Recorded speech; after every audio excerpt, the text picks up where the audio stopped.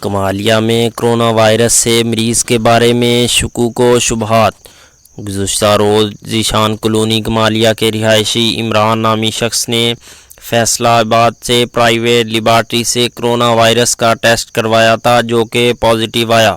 جس میں district health officer Kamalia doctor Kashif Nadeem نے مذکورہ شخص کو گھر سے آئسولیشن میں منتقل کر دیا ہے، جبکہ ذیشان کالونی میں اس شخص کی رہائش گاہ والی گلی کو بھی سیل کر دیا گیا ہے۔ Deputy district health officer doctor Kashif Nadeem نے میڈیا سے گفتگو کرتے ہوئے کہا کہ مذکورہ شخص کو شک کی بنیاد پر آئسولیشن میں منتقل کیا گیا ہے۔ پرائیویٹ لیبارٹری کی رپورٹ قابل اعتماد نہیں ہے،